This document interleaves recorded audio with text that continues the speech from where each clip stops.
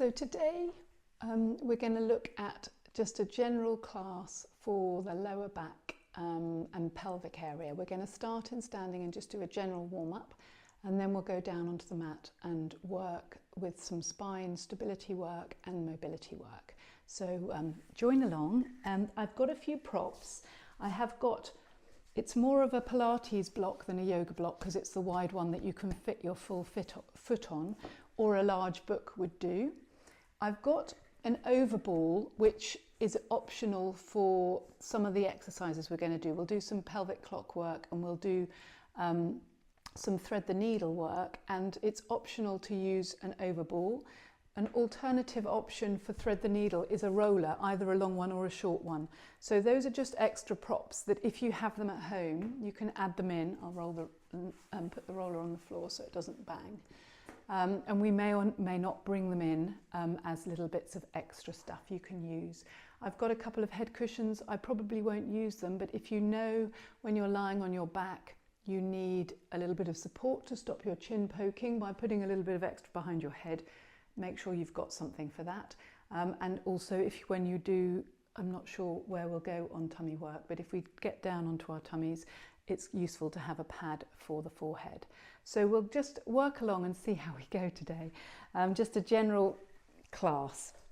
Before we get on and use the block, we're just going to come to standing, fist width apart. And to warm up, I just want you to swing your arms. And as you swing, just let your body go into more and more rotation. And you can look round towards your back arm. So your feet are staying stable, but you're rotating through the whole body and the legs and the pelvis. Just introducing some movement through the spine, through the whole body, through the neck, through the arms. Warming up some of the lines of fascia through your body. Just swing freely. Let the arms just find their natural end before they drop back down and swing back. And then we're going to rotate more. So you're going to swing the arms and rotate the body with them. And the arms will just slap into your body, which is quite a nice way of waking up around the waist. So you're just slowly breathing as you move, no particular pattern. You're just trying to find some freedom of movement, letting those arm muscles just sort of fling from the body, so you're not holding on and trying to control your movement. And then we're going to just do a marching one where we're going to swing opposite arm and opposite leg forwards and then swing back. So it's just going to work on your balance, and you're just going to try to find that lovely walking gait pattern, and it's going to really challenge your balance. If this is too difficult for you, you can swing opposite arm and leg and hold something fixed here. So you're going to swing these ones backwards and forwards, together and backwards together, and you can hold on to a fixed object. But it's quite nice to have that rotation that comes with not holding on, because then your body can rotate a bit and it challenges your balance much, much more. And then the same on the other leg. So just opposite arm and opposite leg forwards, and then you're going to swing the arms and let the free leg swing forwards with the opposite arm. Again, if you need to hold on, you keep the opposite arms hanging and you'd hold on with this hand and then swing the other leg and arm forwards and backwards. But as you see, as soon as I do that, I stop rotating through the spine with the movement, and it's quite nice if you've got the balance to have that rotation. But that just warms up the body a bit and gets you moving. We'll just do a few squats, so I'm going to turn sideways, reaching forward, sitting down as if I'm trying to find a chair behind me, breathing in on the way down, pushing into your heels and breathing out. When you come up into standing, you've shifted the weight forwards into the balls of your feet. So you're not all in the balls, so your pelvis isn't too far forwards, but you're re-establishing that 50-50 front-back position. As you breathe in and drop down, you're putting almost 95% of the weight in your heels, and then push through your heels and find that neutral again. Breathing in and breathing out, and breathing in and breathing out. In and out, and in and out. And then just to get some lateral rotation and opening, we'll go wide feet, so they're wider than my shoulders and they're slightly turned out. We're going to breathe in and breathe out. Breathing in, opening the knees, making sure the knees are tracking over the middle toe of the foot as they drop out, and you're not collapsing in here and collapsing in into your arches. So you're breathing in, really waking up this part of the glute, which is holding these knees open, and breathing out, breathing in and out.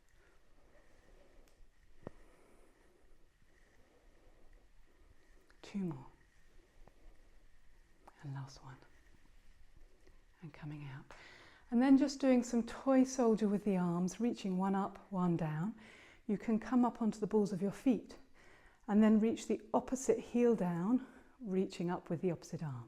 And then you'll switch opposite heel to opposite hand.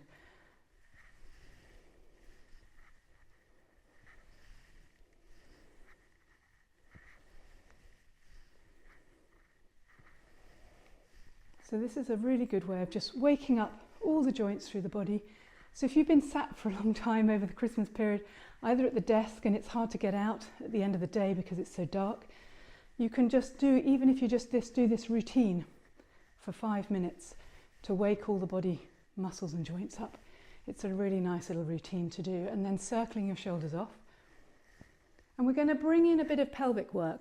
We're going to start on a single block, but what you can do if you feel really comfortable with this, you can put 2 blocks on together, and I've got a squishier foam block underneath which gives you a little bit of instability. But for demonstration purposes, we'll just use a single block because that's what most people will have, and you're going to place one foot on it. My toe of the other foot is on the floor. I want to check in and make sure my pelvis is level.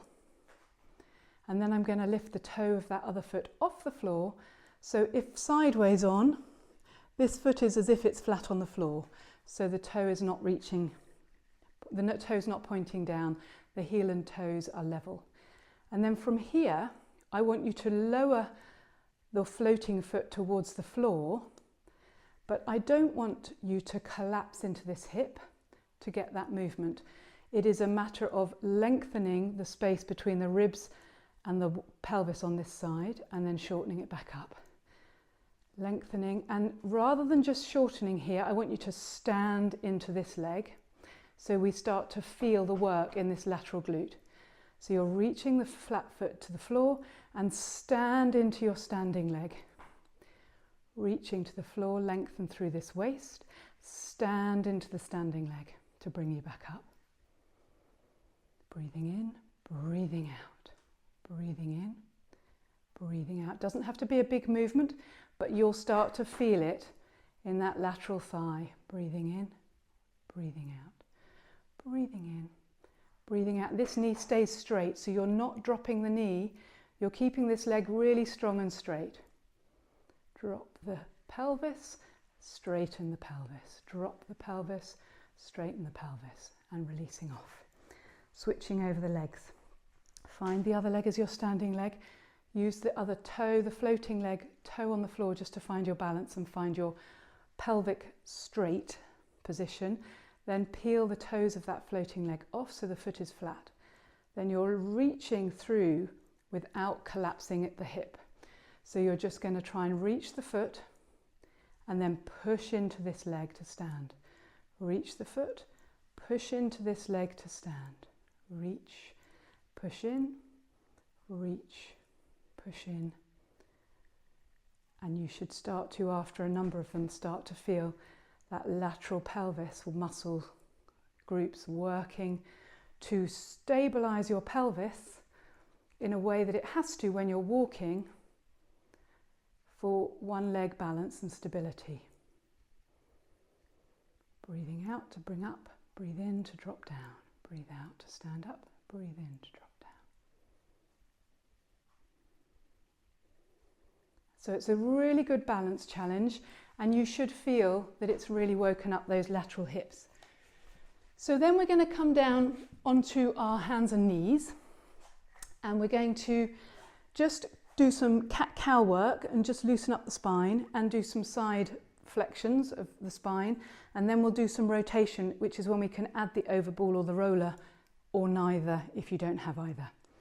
So we're going to come onto hands and knees under hips, hands just under or forwards of your shoulders, keeping them nice and chest width apart so you've got wide hands.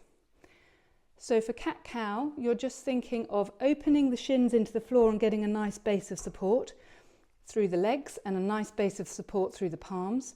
And then you're going to round the spine as you breathe out. And as you round, think of gathering up your pelvic floor, drawing in your lower tummy, drawing up your bottom ribs and releasing the head and neck down. Then as you breathe in, you're going to lift the sit bones. They're going to start pointing up, which means you'll arch your lower back. Then you'll drop and lengthen through your bottom ribs and send your breastbone to point forwards and looking forwards but not collapsing into your neck. So I'm looking at my head cushions, so the front of the mat. I'm not shortening the back of the neck to look at the wall in front of me. So then you're exhaling, drawing the sit bones back down to point to the backs of the knees. Engage your pelvic floor, engage your lower tummy, pull in the bottom ribs and look between your inner thighs, and then breathing in, reversing that curve. Keep the chin in so you don't drop into the back of the neck. Breathing out.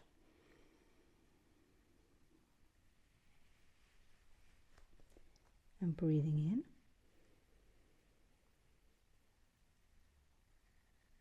Making sure you use the whole of the spine extensors to arch you this way, and you're lengthening from your pubic bone to your breastbone, and then you're shortening from your pubic bone to your breastbone, and you're lengthening the spine extensors, so you're flexing the spine. One more, breathing in and extending, lengthening, creating space for the diaphragm to drop, and then exhale as you shorten and compress the tummy, and you need to allow the air to leave the body. And then find your neutral spine again. So neutral spine, you want to imagine your sit bones are pointing straight behind, and you have a gentle inward curve in your lower back. So your lower back is slightly arched, and then you're going to think of lifting your breastbone up away from the floor so you feel strong in your shoulder blades. And then what we're going to do is we're going to wag our tails, and we're going to look towards the side that we're wagging to. So I'm side bending. My pelvis on this side is getting closer to my rib cage on this side, and then going the other way. So you're imagining if you think of a Springer Spaniel, when they wag, their whole body wags. We're doing that in slow motion. Just keep the air movement smooth and flowing. There's no particular patterning.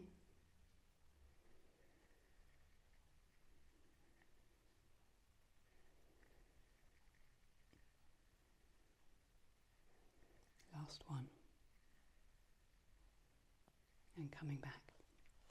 Just sit back off your hands. If your wrists get tired at any point when you're weight bearing, just take a moment at any point and just sit back, drop your head between your arms, release the pressure through your wrists and hands. You can come up onto fingertips and really give the wrists a complete stretch in the opposite direction. And then opening the palms back and bringing yourself forwards. So I'm going to show you thread the needle, and then I'm going to show you why we could use the ball or the roller to help that movement. If you don't have either, just keep working with the thread the needle I'll demonstrate first. If you do have the ball and the roller, you can then follow along with me. If you don't have a roller, you can start with a lifting of the chest up before you dive under. And then when you dive under, you place the back of the hand you're reaching with on the floor, and you allow your weight-bearing arm to bend slightly at the elbow, but you're trying to turn your breastbone towards the elbow on this side. So you're trying to turn your body towards the side you're reaching to. You don't have to put your head to the floor, because I want you to try to rotate through your rib cage. And once you've reached as far as you can go, you can pause and breathe into the ribs. And then coming out. If you want to do the reverse rotation, you can lift the arm and go back through. So if you don't have any props, keep going with that movement, really trying to focus on turning the breastbone towards the weight-bearing arm. For the ball or the roller, it's the same movement, but we probably won't open the other way. But you can if you want, but you'll place your back of your hand on the ball or on the roller, depending what prop you've got. And then instead of having the hand on the floor, you just reach through a bit higher. So your hand is a bit higher off the floor. And that really helps get the rotation in the rib cage and not through side bending.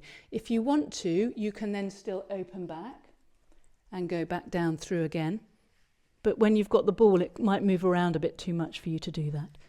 So you're just breathing in if you open, breathe out as you close down the ribs, and then breathe in for a stretch at the end. And breathe out to come back. Breathe in if you're opening. Breathe out to reach through. Breathe in for a stretch. And breathe out to come back. And then everybody can have a go on the other side with or without the roller. So if you're not using the roller, carry on without. Opening the chest, diving under, back of the hand on the floor or on the roller, reaching through. Softness in the weight-bearing arm, but don't collapse into the weight-bearing arm. We're trying to turn the breastbone towards the elbow of that weight-bearing arm. We're not trying to collapse to the floor. Breathing in and breathing out. Breathe in to stretch and breathing out to come back. And breathing in to lift, breathing out. All the way through, breathe in to stretch and breathing out. One more, breathing in and breathing out. Breathe in to stretch and breathing out and coming back and just sitting back onto your heels, forehead towards the floor. If this feels nice and comfortable for you, you can walk your hands over to one side. So I've got my left hand off the left side and I'm going to bring my right hand on top. And then I'm going to just reach them a bit further away and then pull my right sit bone back towards my right heel to get an extra stretch through the right side of my body.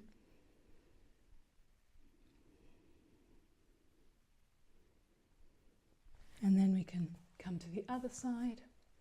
Right hand on the right side of the mat, pulling back, getting that extra stretch.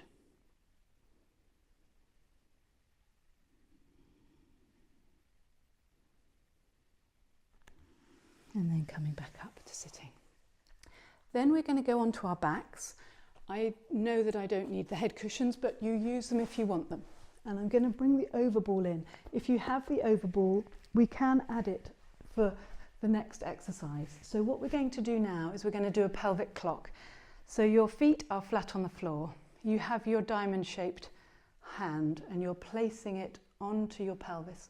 So your index fingers are pointing towards your pubic bone, thumbs towards your belly button, heels of the hands on those pelvic bones. And we'll just warm up by flattening the lower back into the floor so the thumbs drop lower than the index fingers, rolling the weight back down through the sacral bone so the index fingers drop lower than the thumb and your back is arching, and then rolling back up through and back away. Ideally, you want to inhale as you're rolling into an arch position because you want that diaphragm to descend into the space and length you've created. And then you'll exhale on the rolling back to flatten the back as you're compressing into the diaphragm. And you can add in a pelvic floor and deep core work onto this by, as you exhale, think of gathering in that diamond space between the pubic bone, tailbone, sit bone and sit bone at the base of the pelvis. So gathering that in as you start to exhale, wrapping in your core as you come in to flatten your back down into the floor. Belly button is pushing down to the mat. Breathing in and letting those spaces widen and relax. Breathing out, find your pelvic floor diamond, gather in the four corners, gather in through the lower pelvis and the waist, drawing it all in towards the spine, and then breathing in as you roll back through and finding space through those points. Last one, breathing out, gathering it all in, engaging, using these opportunities to work your muscles through their full range of movement, and breathing in as you roll back to neutral. Now, you can do the next movement with or without the overball, but sometimes by lifting your pelvis up, you could even put a tennis ball behind your back. It just gives you a bit more freedom of movement. And we are going to do the pelvic clock here. My pelvis will be angled slightly towards me because my pelvis is lifted. So if you're on the floor, you will have a flat neutral pelvis, and we will roll up into the thumbs, dropping down into 12 o'clock. And then we're going to go around the clock face in a clockwise direction, moving that pelvis. So if you imagine you had a clock face sat on your pelvis where your hands are, you're going to try and move a marble around the rim, passing 1 o'clock, 2 o'clock, 3 o'clock, by rocking your pelvis into all of those positions in order to get that marble running around the face of that clock. You have to go really smoothly, and you have to use your core muscles to do it well. Otherwise, you'll be moving your knees and your whole pelvis to do it well. So I want you to really make it as small a movement as you can, and you're trying to roll this marble around the clock face. So if you were up on the ball, it would look exactly the same, but you might feel you've just got bigger movement because you're up on the ball, and you want to try and keep your knees as still as possible. And try to soften your ribs so your ribs aren't pulling and pushing you. You're trying to use the muscles around your core to get the movement. So check in on the areas and make sure it's the pelvis that's doing the work. And then whether you're up or down, you're going to reverse and go in an anti-clockwise direction. So you'll make sure you go up to 12 o'clock, and then you'll run back around 11 o'clock, 10 o'clock, 9 o'clock, 8 o'clock, 7 o'clock, 6 o'clock, 5 o'clock, 4 o'clock, 3 o'clock, 2 o'clock, 1 o'clock, back to 12 o'clock. And as you go, notice, are there parts of that clock face that your body doesn't want to reach into, or you have really poor awareness of? Because your lumbar spine, your lower back, is having to move you into these spaces. And if there's stiffness or difficulty in movement in any of those areas of the spine, you might feel that they're a bit blocked because the joints aren't moving freely into those ranges. So you want to practice in the range that is comfortable and that you can do, and slowly over time you might find you can get a bit more movement and a bit more definition to your clock face. So be patient with that one. So yes, either with or without the ball, both is good. We're going to do some knee rolling with the arms out to the side. So this is going to really work on the rotation of the spine again. Glue your inside edges of your feet, your heel bones and your knees together. So you're zipping up from the toes all the way to your pubic bone, gluing those thighs together. Then you're going to tip the legs to one side and just go slowly, keeping this top line of the body, shoulder blades and arms, glued to the floor. Turn the head in the opposite direction of the knees. Try to keep those knees glued. The easy thing to do is pull the top knee backwards in relation to the bottom knee to get more movement. I want you to try and keep them glued together and see how far you can let your body go. When you get to the end of your range, I want you to breathe, and I want you to breathe down through the front of the spine. Sorry about that. Reaching down through the front of the spine and drawing back in. And then the other way, reaching round through the front, through the legs, keeping them glued together. And then when you're at the end, you're going to breathe down through the front of the spine. So deep down into your body, all the way to the back of your lower back. Or sorry, the front of your lower back, deep into the back of your belly.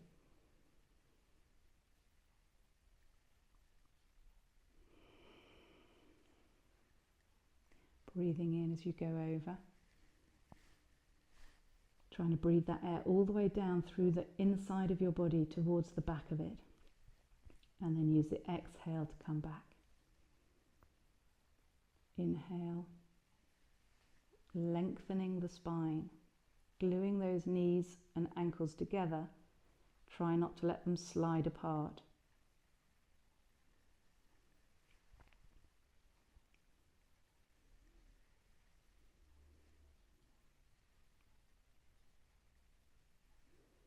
And try each time to see if you can get a bit more rotation through these ribs. a little bit more fluidity through the spine, teasing out your range of movement.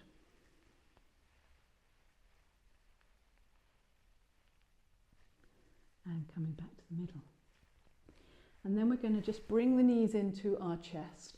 And I want you to just notice as you pull your knees in, your lower back will start to flatten into the floor. And then release the legs and find the point where you can feel that pelvis bone nice and glued to the floor. Then you're going to pull the knees in but not let the pelvis come with you. So keep the pelvis glued so you're just working your hips. So your lower back doesn't want to squish into the floor. Then you're going to separate your knees with bent elbows. Keep pulling them into your chest but separate them. Find that inner thigh stretch and then lengthen your arms until the elbows are straight and bring the knees back together. So you're really exploring your hip range of movement. Opening the knees, straightening the elbows, bringing them back. So they're sort of, you're stirring your hip sockets and just feeling the full range of movement. And then going the other way, opening the knees with straight elbows, pulling the knees towards you, bending your elbows as far as they'll go, but keeping the pelvis on the mat. Bring the knees together in front of your chest and then straighten the elbows. Pull them apart. So the main aim is to keep that pelvis glued so you are just moving your hip sockets and you're not just moving from your lower back. So you will have less movement than if you allow the lower back to come with you, but you're trying to really feel the joints of the hips. One more stir. And release down. And then we're going to roll back up. And that's just worked through some spine flexion, extension and rotation, and we did some side bends in there, and then we just did some hip loosening work at the end. So hopefully if you're spending too long sitting and either entertaining or being entertained over Christmas, you can jump on and do this and just loosen all your spine joints up, and hopefully your spine will feel a little bit happier and healthier. Have a lovely Christmas, everybody, and we'll see you in the new year. Take care. Bye.